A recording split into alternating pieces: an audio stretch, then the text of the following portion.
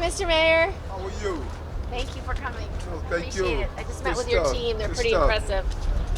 How are you? Good, Commissioner. Commissioner's doing a great job. You gotta tell Well, me. thank you all for coming here. I really want to thank our mayor, who has made the fight against gun violence a cornerstone of his mayoralty. I want to recognize our police commissioner, who I just got to meet with about some of the most urgent security issues in our city.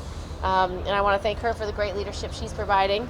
And I want to thank Michael Sean Spence, who's the Senior Director of Community Safety Initiatives for Everytown for Gun Safety, who's here to speak on behalf of the advocacy community that has worked tirelessly for decades on these issues.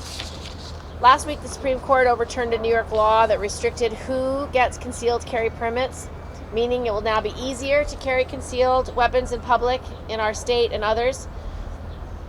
The ruling was not just irresponsible, but it was downright dangerous. And it came at a time when our nation is in the middle of a gun violence epidemic that's taking the lives of thousands of innocent Americans. One of those young lives was the life of Nyasha Pryor-Yard, a 17-year-old high school student on the verge of graduation, just out with her friends for an evening. A stray bullet hit her and killed her, and I've been working for the last 10 years to make sure that her life did not end in vain, that she, in fact, can lift up on behalf of other survivors and other victims to change the law. And so we wrote a gun trafficking law in her name, and that piece of legislation was just included in the bipartisan gun reform that President Biden signed into law over the weekend. This law will include making gun trafficking a federal crime. It would hold accountable those who are straw purchasers, those who bring those weapons from out of state into this state, up the iron pipeline, directly into the hands of criminals. I want to acknowledge that our mayor was someone who supported this legislation from the very beginning. The first press conference we actually had together was on this very bill before his election. And it really matters because this is something that will help New York. New York is one of the states where almost 90% of the guns used in crimes are coming in from out of state, and more than half of them are illegal. And so what we have to do is fight back, and that's what this new law will do. Unfortunately, before now, law enforcement had to use patchwork of misdemeanor violations to hold traffickers accountable, and now they have the weight of the law, where they can have sentences up to 20 years imposed for these kingpins and traffickers that are bringing these weapons into the state. The bill that the president just signed also did some other meaningful reforms. It closed the boyfriend loophole, meaning that if someone is suffering from domestic violence and has fear for his or her life, that they can make sure firearms removed from the assailant, even if they're not married. That's a really important loophole that had to close. We also clarified the definition of federal licensed firearm dealers to enhance who does the background checks and when.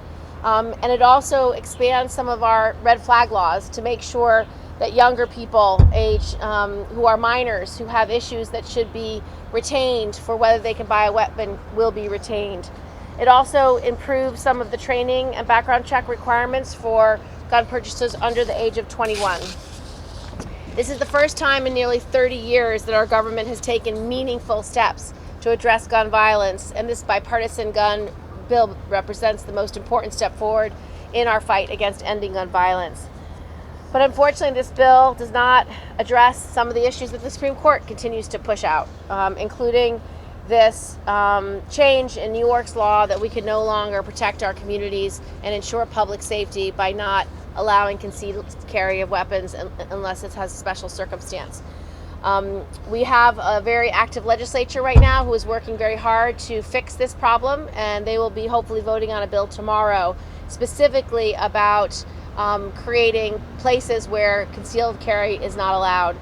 Places like schools, places where alcohol is served, places that are large gathering like concert venues.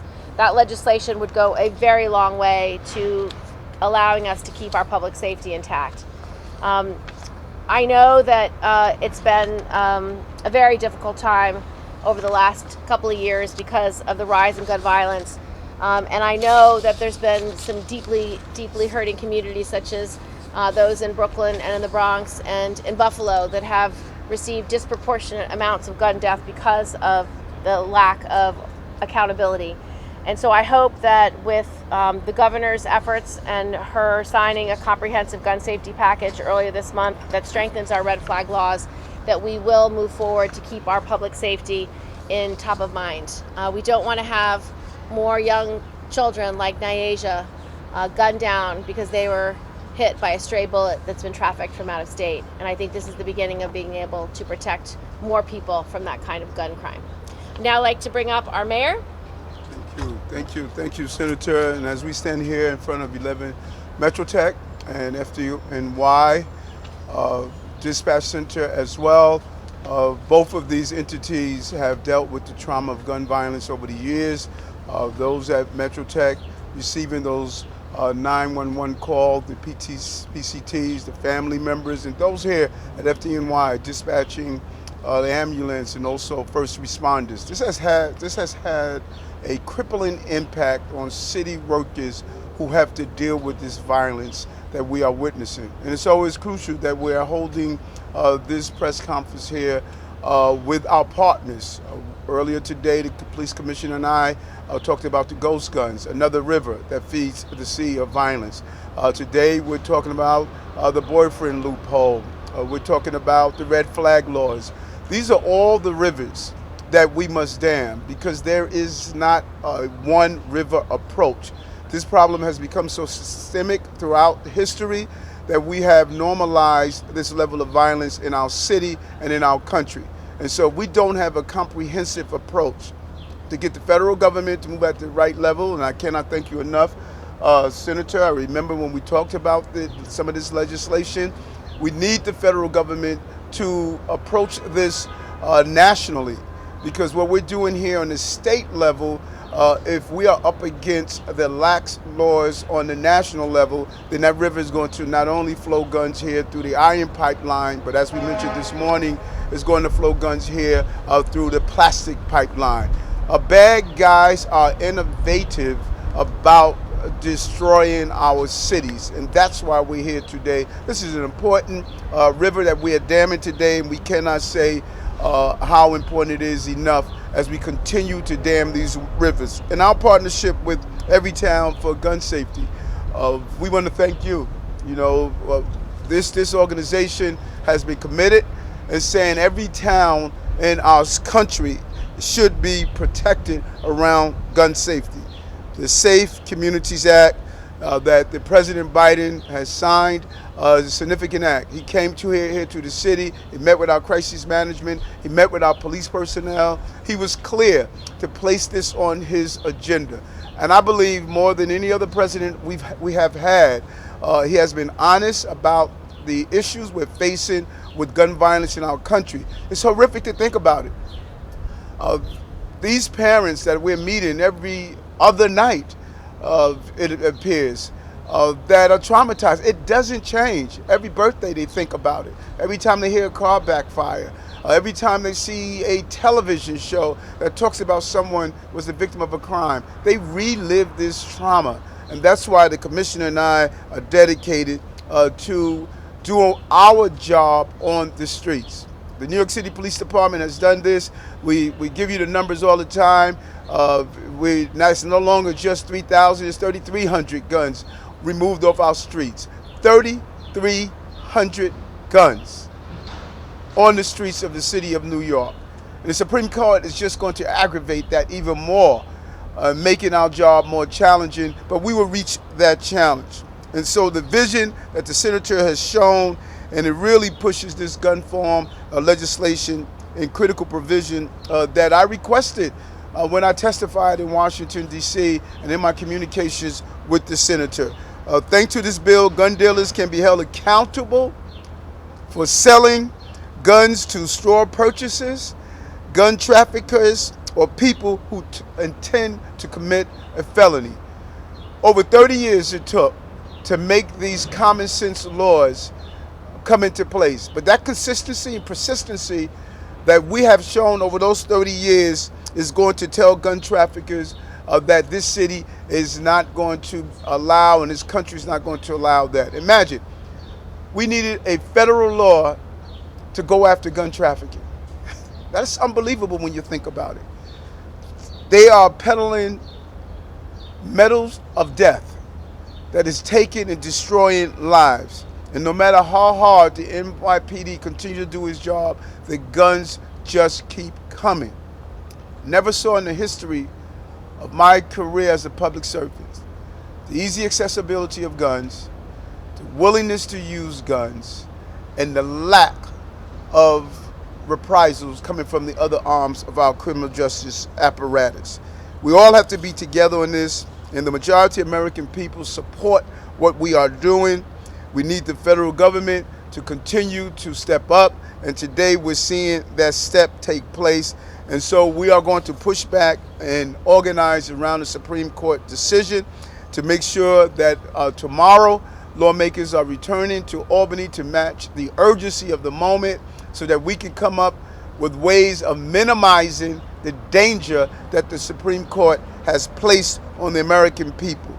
And so as co-chair of Everytown for Gun Safety's Mayors Against Illegal Guns, I'm bringing in a group of mayors to the city in the next few weeks where we're going to sit down together and map out a plan of how do we move our cities into a safer place. And so I thank you again, Senator, and if I may, I want to bring on our partner in this fight to deal with gun violence, the Commissioner of the New York City Police Department, Commissioner Sewell. Commissioner?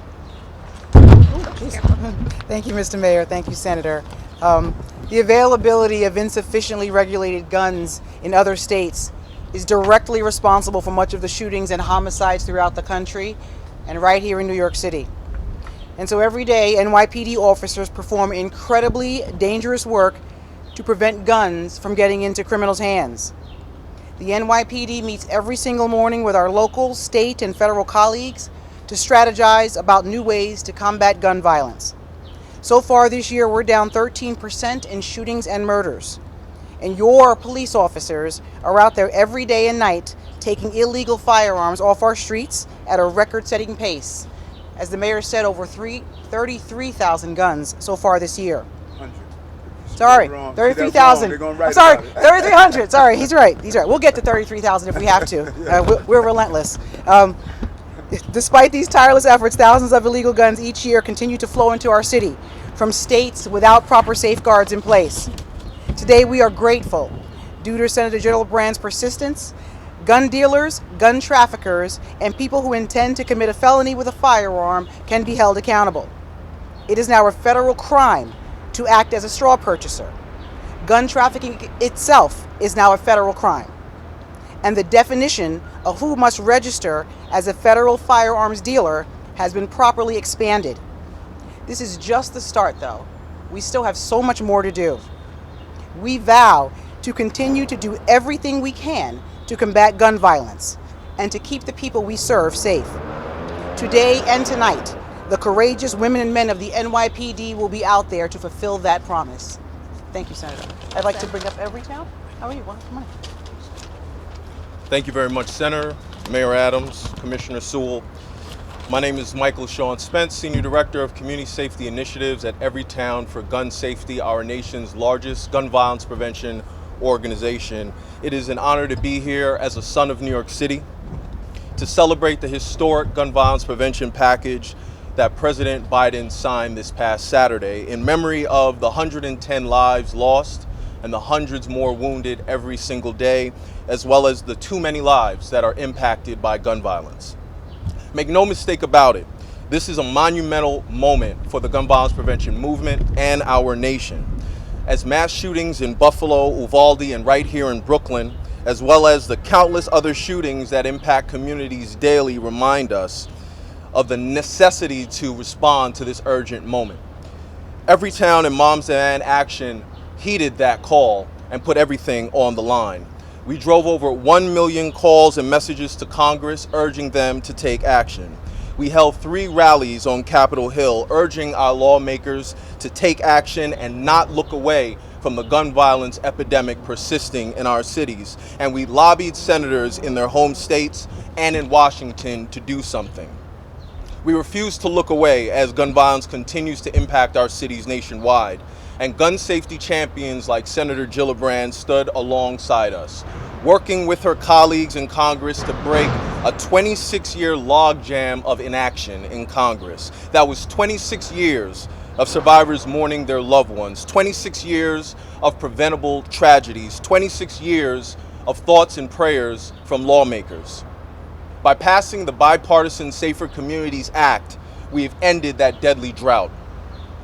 This act takes a multifaceted approach to address one of our nation's most complex issues, a gun violence epidemic that takes 110 lives daily and wounds hundreds more. This bill represents a critical step forward by addressing the different types of gun violence that impacts our communities, including mass shootings, intimate partner violence, gun suicide, and community gun violence, which is concentrated in cities with just 127 of them, accounting for more than half of the gun homicides that happen in our nation. And with cities nationwide experiencing a 37% jump in gun homicides in 2020 and persistent gun violence ever since. Community-based violence intervention programs like Not Another Child, Life Camp, Community Capacity Development, and their partners in the CMS network have been working in New York cities and cities nationwide for decades, leveraging their earned trust and credibility to ensure public safety within their communities via evidence-informed strategies. Strategies like street outreach, hospital-based violence intervention programs, place-based strategies that create safe spaces for our youth, and other community-led and community-centered efforts. With the passage of the bipartisan Safer Communities Act, there's finally a lifeline for these community-based violence intervention programs to sustain and scale their life-saving work across the nation to more communities in need at this urgent moment. It delivers $250 million in dedicated funding for evidence-informed, community-based violence intervention programs working to reduce gun violence in our most vulnerable communities, while also providing states with the necessary resources to implement common sense measures like red flag laws, increasing protections for survivors of intimate partner violence, enhancing background checks for buyers under the age of 21, cracking down on the unlicensed sale of firearms, investing in mental health and school safety, and targeting gun traffickers. Inspired by Senator Gillibrand's years-long effort to address the flood of firearms from states with lax gun laws into states with strong gun laws, and our nation's patchwork of state laws, which have made holding traffickers accountable difficult, the Bipartisan Safer Communities Act finally gives us the tools we need to prosecute upstream before firearms enter our communities and to crack down on the trafficking rings that are fueling the pipelines that make gun trafficking such a critical issue and a necessity for us to address it now. And now it's finally a federal crime, allowing law enforcement to go directly after those responsible for flooding firearms into our communities, while also centering those community-led efforts that we know work. All necessary components of a comprehensive public health approach to reducing gun violence, an approach our nation deserves, an approach our communities need, and an approach that those who are closest to the hurt know best. Now is the time to fulfill our promise, to support the healing we need to cover the wounds of darker days, to continue on this path to progress, to ensure a safer future for generations to come. We still have a lot of work to do. We're just beginning. But this is a big step forward and a lot closer to dealing with the gun violence epidemic we have in this nation as the public health crisis it is, by centering community-centered initiatives and giving states and our community safety leaders the resources they need. Thank you, Senator Gillibrand, for your leadership and inspiring this path forward. Thank you, Mayor and Commissioner, as well. Thank you. Thank you. Any on-topic questions for any of us? Mr. Mayor, you mentioned at the top of the meetings that you're looking to bring in other mayors from other cities. What cities have you considered? Is there a one-size-fits-all solution in particular that you have in mind that would be implemented across all those? Yeah, good question. One, Chicago.